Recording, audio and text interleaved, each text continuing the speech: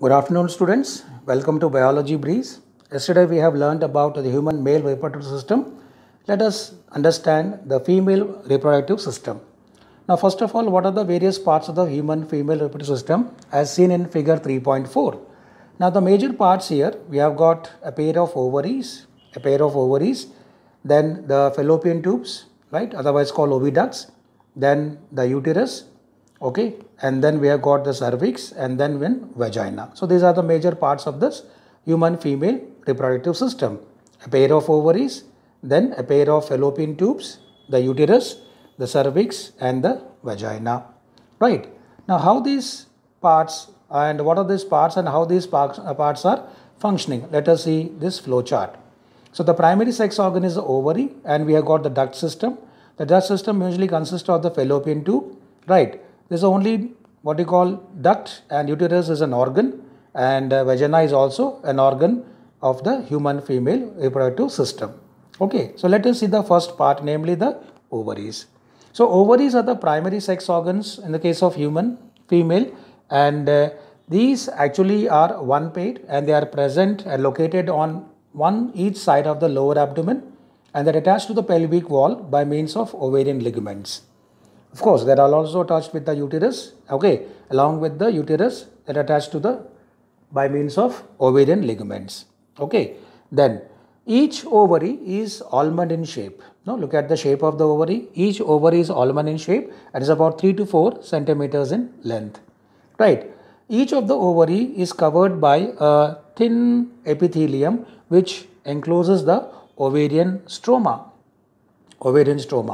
Okay. So, and this stroma has got two layers. Okay, it's again two layers. There are two zones of this. The outer layer is called peripheral cortex, and inner one called medulla. Okay, so in this cortex, you can find a large number of ovarian follicles which are in various stages of development. What are they? So we have got the stroma. The stroma is divided into two zones. That is the outer peripheral cortex and inner medulla. The cortex will have various number of follicles which are showing in various stages of development. Okay. Now let us go to the fallopian tubes. Okay, which is also called oviduct. So from each of the ovary, okay, near to the ovary, we have got a pair of fallopian tubes, otherwise called oviduct. Okay. So each fallopian tube is about 10 to 12 centimeters in length and extends from the periphery of each of the ovary to the uterus. Okay. Now if you look at the part, okay, let's go back to the diagram here, figure 3.4, right. The part of the fallopian tube very near to the ovary, okay, what do you find here? It is actually expanded, and this expanded looks like a funnel, and therefore it is called infundibulum. Okay. Now if you look at this funnel shaped structure, what is the purpose of this funnel shaped structure called infundibulum? It means it is to collect or to allow the passage of ovum released from the ovary. Okay. Now how does this infundibulum collects the ovum? So look at that. The anterior part of this infundibulum has finger shaped structures called fimbriae. What are they called? Fimbriae. And these fimbriae will be helping in collecting the ovum, okay, from the ovary at the time of ovulation. The infundibulum leads into another wider part called ampulla, right? It's a wider part called ampulla, which leads into another very narrow part called lumen, that is isthmus. So infundibulum, ampulla and isthmus are three parts of the fallopian tube, right? So we have got the left fallopian tube, and also we have got the right fallopian tube. Okay, so isthmus is the last part of the fallopian tube, having a very narrow lumen. Okay, so why this is because, so the ovum which is released from the ovary passes through the infundibulum, through ampulla and reaches the isthmus, right? So once it enters into the isthmus, it cannot come back again. So therefore the lumen of the isthmus is very, very narrow, therefore preventing the backward movement or backward flow of the ovum from the isthmus, right? Now coming to the uterus. Uterus is usually a pear-shaped muscular organ which is formed by the fusion of the fallopian tubes on both the sides, okay, and it is also attached to the pelvic wall by means of ligaments, supported by ligaments, okay, and this uterus which opens into vagina by means of cervix, okay, which is very, very narrow. The uterus opens into vagina by means of a narrow cervix, okay. The cavity of the cervix is called cervical canal, okay. So along with the vagina, it forms the birth canal. The cavity of the cervix is called cervical canal. Along with vagina, it forms a birth canal through which the baby comes out after the gestation period. Now, let us study the uterus, the tissues in the uterus. Now, the major three different types of tissues in the uterus are, right, from out to in, that is inward. That is outer one called perimetrium, the middle one called myometrium, and the inner one called endometrium. The outer one called perimetrium, maybe just an outer one, so it's protective, maybe protective in function. The myometrium is that part which will be undergoing strong uterine contractions during the parturition process, right? So that will be helping the mother, or will be causing the pains in the mother after the baby is fully formed, and then the delivery of the baby from the mother's body, right? And the endometrium is that part of the uterine tissue that will be undergoing cyclic changes during the menstrual cycle, right? So these are the major parts of, or major tissues of the uterine or uterus. Now coming to the other part, right?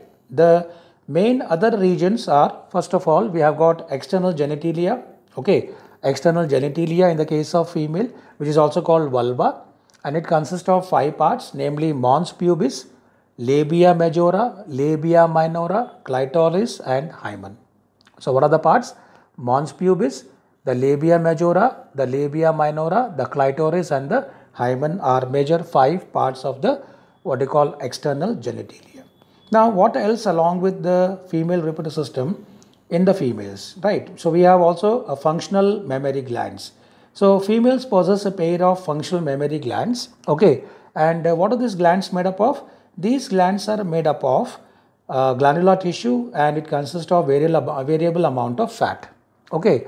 So each of the glandular tissue, okay, of the mammary gland is divided into 15 to 20 mammary lobes, and each lobe consists of about clusters of alveoli. So look at the flow chart here again. So mammary gland consists of 2 parts, namely called glandular tissue and the fatty tissue, that is amount of fat. Each of these glandular tissue divided into 50 to 20 mammary lobes, okay, which has a group of alveoli, okay. The cells of these alveoli secrete milk, okay. The cells of the alveoli secretes milk, and which is stored in the lumen of the alveoli, right? The alveoli opens into mammary tubules. Now look at that. The alveoli opens into mammary tubules and then opens into small mammary ducts. So several mammary ducts join to form a wider mammary ampulla, okay. So several mammary ducts join to form mammary ampulla, okay, that is connected to lactiferous duct. Lactiferous in the sense milk, okay. Lactiferous in the sense it is milk, okay. So lactiferous duct which will milk comes out from the nipple, and as a result the milk is released, okay. So the mammary gland consists of 2 parts, the glandular tissue and the fatty tissue. Fatty tissue, there's only amount of fat, but the main tissues are the glandular tissue, which consists of mammary lobes, the alveoli, where the milk is secreted in the lumen of alveoli, which combine to form mammary tubules, again which combine to form the mammary ducts, mammary ampulla, and then lactiferous duct, which comes out to the nipple, okay children. So this is the what you call parts of the female reproductive system along with the mammary glands. Let us understand what is gametogenesis. Gametogenesis is nothing but the process of formation of gametes, right? So both in the case of male, the sperms are formed, and in the case of female, an ovum is released. So that process is called gametogenesis. It is of 2 types in the sense. Spermatogenesis, which occurs in male, right? The formation of sperms, and then oogenesis that occurs in the female, the formation or the release of ovum in the case of females, right? So let us understand how this spermatogenesis occurs and at what stage does it takes place. Now usually the spermatogenesis begins at time of puberty in the case of males. So the process of spermatogenesis in the case of males occurs at the time of puberty, okay. So you might have learned yesterday that if you look at the TS of testes where large number of testicular lobules are there, right, and inside the testicular lobules a large number of seminiferous tubules are found, isn't it? Now if you look at that, each of the part here, okay, seminiferous tubule that has been enlarged, you can see lining the seminiferous tubule there are large number of spermatogonium. Yeah, that is the cells. Spermatogonia is a singular one and spermatogonium is a large number of cells. So therefore, the spermatogoniums are diploid because they contain 46 chromosome, and some of the cells of the spermatogonia, okay, undergoes what we call differentiation. In the case of some of the spermatogonia called primary spermatocytes are formed, right? Okay, primary spermatocytes are formed, okay, and some of the spermatogonia called primary spermatocytes undergo meiosis. That means spermatogonium is diploid having 46 chromosome. Even the primary spermatocytes also having diploid, they will be also having 46 chromosomes. So they undergo the meiosis, and meiosis, as we know, it occurs in two stages, meiosis 1. So when it undergoes meiosis 1, it forms secondary spermatocytes, right? Now what is the ploidy of the secondary spermatocytes? The ploidy will be half, that is they will be containing 23 chromosomes each. The secondary spermatocytes undergo second meiotic division. What is that? The secondary spermatocytes undergo second meiotic division, and what do they form? They form the haploid spermatids. So you can see the blue ones here, all these are haploid spermatids. Okay, so these haploid spermatids, that is, what is the ploidy of them? They contain 23 chromosomes only. Okay, the spermatids are transformed into spermatozoa by the process of spermiogenesis, right? What is that? The spermatids, now look at the spermatids here. The spermatids are being attached to certain cells. Now look at the heads, because the sperms have got a head, it got a middle, that is a neck, middle piece and tail. We will be learning later on. Okay, so in that case, the head of the that is called spermatids will be attached to the certain cells called Sertoli cells. Okay, so we have seen yesterday. So inside the spermatogonium, we got some specialized cells called Sertoli cells. And what do? They will be providing nourishment to the spermatids. Okay, so the head will be connected to the Sertoli cells here, right? So after what we call changes, the spermatids will be changing into spermatozoa, and this process is known as a spermiogenesis, right? So when the fully formed what we call spermatozoa form, the sperms are formed, then what happens? They will be released from the seminiferous tubule, right? The spermatozoa will be released from the seminiferous tubule, and this process of release is known as a spermiation. What is this called? Spermiation. So this diagram, okay, diagram 3.7 in your textbook is a very, very important diagram, because it shows the one part, that is spermatogonium. It shows primary spermatocytes, the secondary spermatocytes, the spermatids and the spermatozoa, of course the Sertoli cells. Now if you look at this flow chart, you will be able to understand better. So we got male germ cell called spermatogonium, which undergoes mitosis and increases number of cells. That is called primary spermatocytes, which again diploid having 46 chromosome. It undergoes first reduction division called secondary spermatocyte, which is having the haploid number, that is 23 chromosome, right?